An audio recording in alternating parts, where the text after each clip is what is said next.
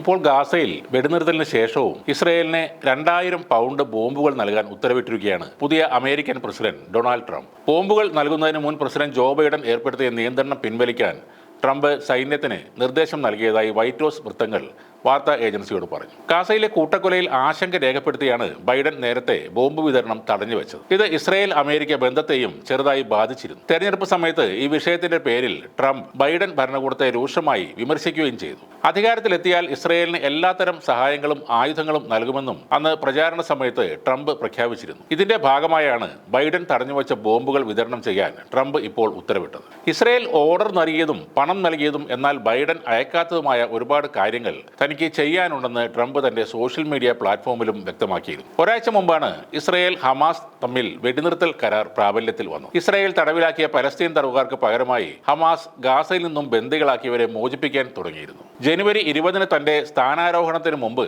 ഗാസയിൽ ഹമാസ് ബന്ദികളാക്കിയവരെ വിട്ടയച്ചില്ലെങ്കിൽ കടുത്ത നടപടി ഉണ്ടാകുമെന്ന് ട്രംപ് നേരത്തെ മുന്നറിയിപ്പ് നൽകുകയും ചെയ്തിരുന്നു.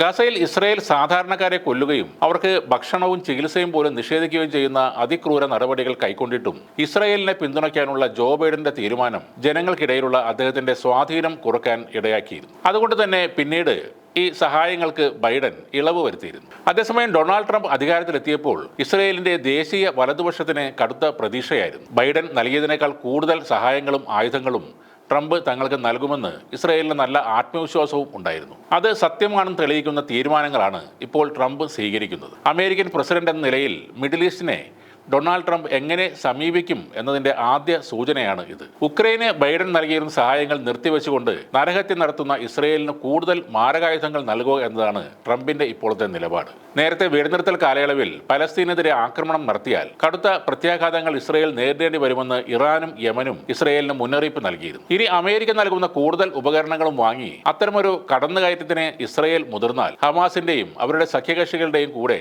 മറ്റ് രാജ്യങ്ങളും കൂടെ ചേരാൻ സാധ്യതയുണ്ട്. സമാധാനം പുലരാൻ തുടങ്ങുന്ന ഒരു വേളയിലാണ് കൂടുതൽ ആയുധങ്ങൾ ഇസ്രയേലിന് നൽകിക്കൊണ്ട് ആ പ്രദേശത്ത് അമേരിക്ക വീണ്ടും അശാന്തി സൃഷ്ടിക്കാൻ ശ്രമിക്കുന്നത്.